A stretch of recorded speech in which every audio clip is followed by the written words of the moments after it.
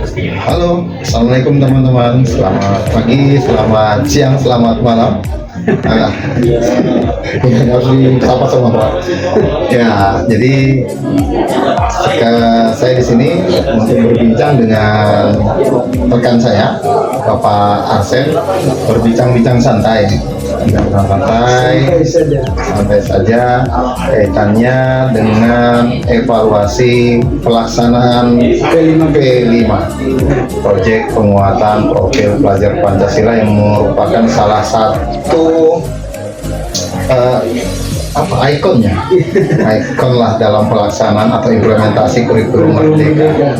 Jadi untuk informasi teman-teman, tahun ini, tahun pelajaran 2023-2024, kami SMA Negeri 1 Nunukan Selatan itu telah menerapkan kurikulum Merdeka pada jenjang kelas 10.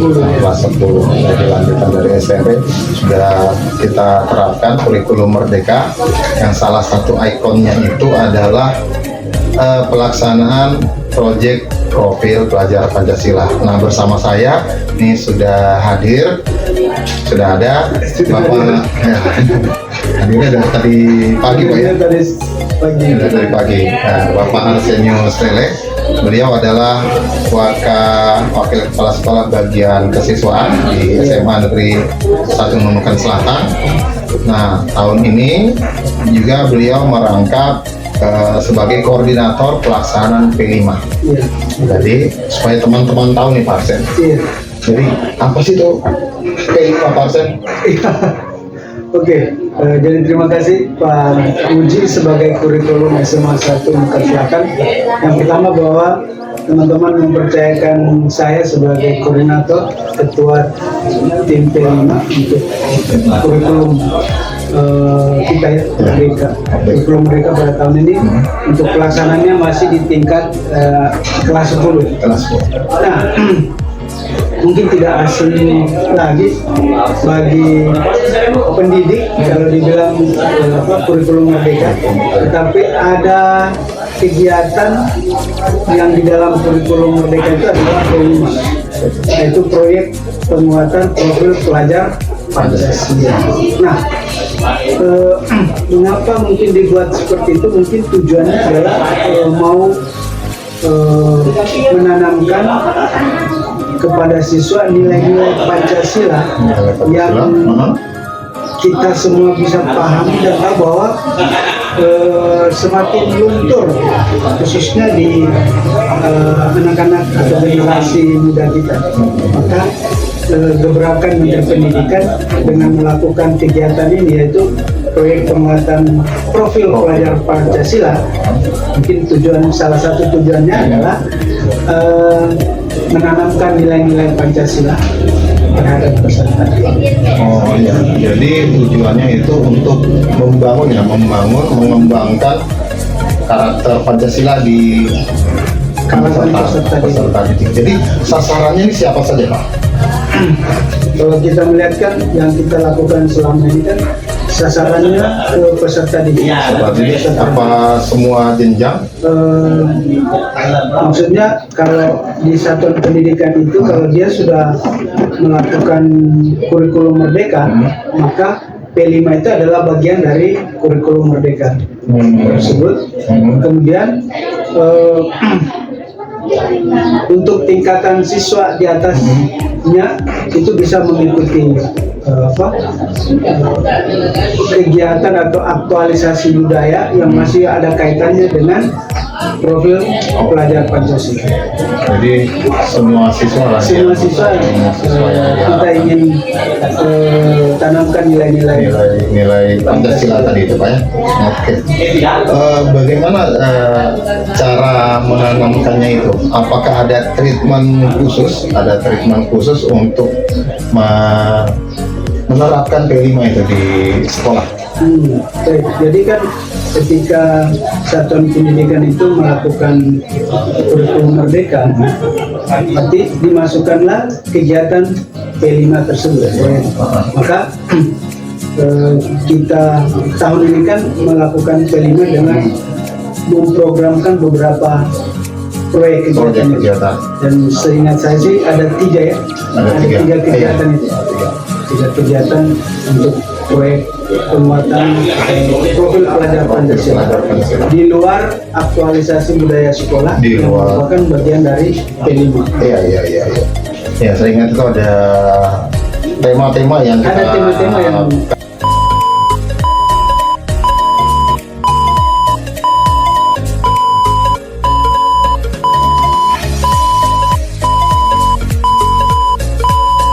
sudah disepakatkan di tim perumus.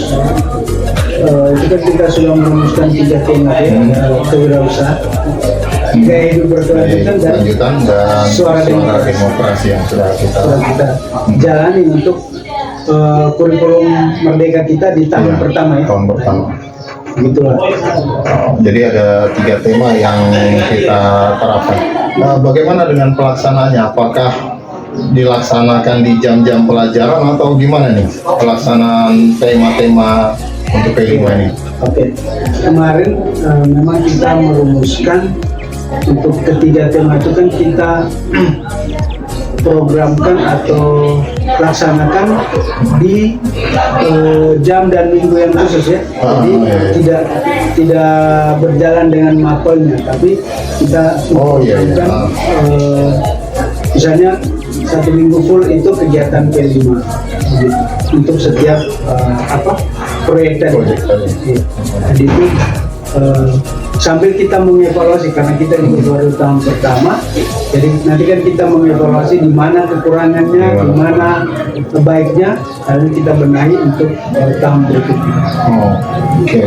Jadi P5 ini dilaksanakan di minggu-minggu khusus kemarin kita ya. Minggu-minggu Nah, khusus. minggu-minggu khusus artinya memang kemarin itu di pedomannya memang pelaksananya kan memang ada 3 pilihan itu. Ya, Nah, bisa dilaksanakan tiap hari, bisa dilaksanakan 1 minggu Satu full, minggu full.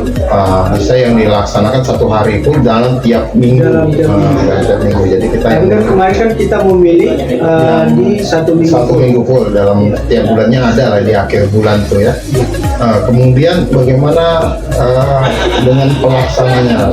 Apakah melibatkan seluruh warga, maksudnya guru, tenaga pendidik, atau hanya tenaga pendidik tertentu yang kita libatkan untuk pelaksanaannya? Kemarin kan kita memang melibatkan teman-teman guru yang mengajar di kelas Di 10 tersebut kelasnya. ya, di kelasnya. Tetapi ada teman guru lain yang mungkin tidak mengajar di kelas 10, tapi kita libatkan masuk di tim mereka pada tataran merumuskan kegiatan, misalnya membuat modul, membuat bahan ajar dan lain sebagainya. Jadi kalau saya melihat sih tahun ini kita coba melibatkan semua elemen. Jadi kegiatannya itu harus punya modul juga Pak di pelaksanaan P5 nya itu. Iya, kalau kegiatan seperti ini memang harus ada panduan ya. Kita menerapkan ini berdasarkan modul, bahan ajar, dan endingnya adalah hasil dari Endingnya adalah hasil dari kegiatan. hasil dari kegiatan. Jadi yang enggak kalau penting yang perlu saya tanyakan Pak, Iya. sebagai koordinator pasti melihat bagaimana pelaksanaannya P5 ini. Jadi apa hambatan atau kendala yang Bapak lihat dalam pelaksanaan P5 tahun ini? Oke. Pertama, saya mulai dengan persiapan materi kita. Persiapan materi kita, karena kita juga baru pertama, dan kita membentuk tim untuk merumuskan atau membuat materi ajar dan juga modul tadi. Teman-teman sambil mengajar di jam wajib juga mencari waktu untuk membuat modul. Artinya bahwa untuk efektivitas kerja teman-teman, saya pikir mereka dibatasi oleh waktu, sehingga tentu modulnya jadi, tapi belum tentu maksimal isinya. Tetapi paling tidak saya melihat mereka membuat ringkasan materi sedemikian rupa sehingga teman-teman yang masuk mengajar di P5 itu bisa menerapkan itu di para siswa. Nah, antusias siswa juga saya lihat mereka sangat pertama kreatif, kolaboratif untuk melakukan kegiatan itu di tema-tema yang kita sudah tetapkan, mulai dari gaya hidup berkelanjutan, kewirausahaan, dan juga suara demokrasi. Jadi, tetapi hambatan yang lain adalah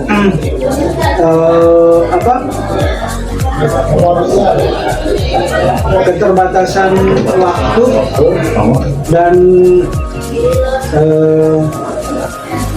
sumber informasi ketika teman-teman membuat materi. Jadi mereka apa yang mereka dapat itulah yang mereka olah dulu, dan bisa diterapkan atau digunakan selama kegiatan ini berlangsung. Jadi lebih kepada waktu pengelolaan untuk pembuatan modul, kemudian yang saya ngerti juga nih Pak, karena memang gini, tema-tema yang kita angkat ini sebetulnya kan di luar dari basic atau background pendidikan kita. Jadi membuatnya pasti perlu effort lebih. Nah, kalau kita misalnya disuruh membuat modul, diminta membuat modul mata pelajaran kan enak, karena memang background pendidikan kita. Tapi kalau di luar memang sepertinya perlu effort lebih, di samping kita juga punya keterbatasan waktu kita mengajar kita. Ya, saya mengerti juga kita sama guru pasti ada sebelum ngajar ada perancangan, persiapan pembelajaran. Jadi itu bagaimana langkah Bapak tahun ini kan masih sebagai koordinator Pak ya? Masih koordinator. Kita harus apa istilahnya perombakan. Saya pikir karena P5 ini memang targetnya adalah peserta didik, jadi memang tidak ada orang yang lebih tepat selain wakil kesiswaan yang mengurusi ini. Jadi berdasarkan hambatan yang Bapak telah lihat, telah pantau, kira-kira bagaimana mungkin solusi atau apa yang mungkin Bapak yang tawarkan untuk bisa mengatasi hambatan? Oke, hambatan yang tadi saya sebutkan bahwa kita belajar dan teman-teman juga memiliki kesibukan, maka pertama yang kita perlu lakukan adalah penguatan tenaga untuk membuat modul. Artinya bahwa tidak semua guru kita libatkan, tapi kita cari teman-teman yang kemarin sudah bekerja cukup maksimal. Nah, itu yang kita fokuskan untuk membuat mereka dalam satu tim, untuk membagi mereka dalam beberapa kelompok dan membuat modul sesuai dengan tema yang kita tetapkan. Jadi kita perlu penguatan tim, kemudian kerjasama dan juga bersama-sama untuk bisa membuat modul yang bagus, sehingga nanti teman-teman yang masuk mengajar di P5 itu lebih mudah mereka terapkan ke Jadi tim yang membangun atau menyusun modul ini lebih selektif lagi. Kita harus selektif lagi. Kemarin kan mungkin terlalu banyak, sehingga saling berharap. Seperti itu. Jadi diharapkan nanti modul yang tersusun itu bisa lebih rapi, lebih bagus, sehingga teman-teman pelaksana di kelas itu tinggal melaksanakan. Terakhir Pak, terakhir. Jadi apa rancangan ke depan untuk kegiatan P5 ini ke depan tahun ini? Sebenarnya kalau saya coba membaca panduannya itu kan hasil akhir dari kegiatan P5 itu kan harus ada gelar karya. Harus ada gelar karya. Benar. Dan tahun ini kebetulan karena kita baru pertama, sehingga kita tidak merancang sampai di situ. Nah, tahun kedua ini kita harus merancang, harus ada gelar karya. Harus ada gelar karya. Itu target terakhirnya harus ada gelar karya. Karena kita sudah menjalani tahun pertama, ini tahun kedua, kita harus membuktikan bahwa kita juga harus melakukan gelar karya di akhir kegiatan P5. Di akhir kegiatan tahun tadi ini kan tidak ada gelar karya Pak. Apakah ada perbedaan tema untuk tahun yang lalu dengan tahun yang ini kita laksanakan perubahan tema? Diusahakan, nah ini kan kita masih sedang merancang nih. Ya. Dalam wacana memang kita sudah menyepakati beberapa tema itu, tapi kan kita belum plenokan, kita juga belum sampaikan di secara umum di Dewan Guru. Jadi menurut saya sih kita lihat sesuai dengan kebutuhan sekolah, kebutuhan siswa dan kebutuhan masa depan siswa. Kebutuhan. Itu yang kita perlu ini kan, karena hasil dari kegiatan P5 ini kan memberikan pengetahuan dan keahlian tambahan pada peserta didik ketika dia selesai. Mungkin dia bisa menggunakan skill yang didapat di P5 untuk digunakan di kehidupannya. Begitulah.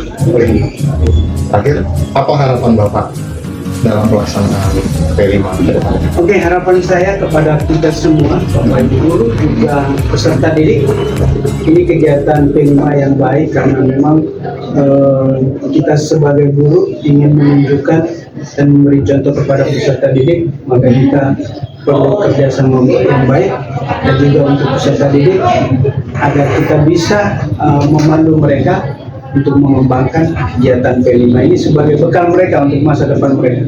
Mungkin itu harapan saya. Oh, itu harapannya. Oke, teman-teman, kita sudah berbincang santai ya, menurut kami ini sudah santai sekali terkait pelaksanaan kegiatan P5 yang kemarin kita akan laksanakan. Nanti yang ke depan, saya harap kegiatan P5 dapat kita laksanakan dengan lebih baik lagi. Oke, mungkin segitu saja. Terima kasih. Sampai jumpa. Sampai jumpa.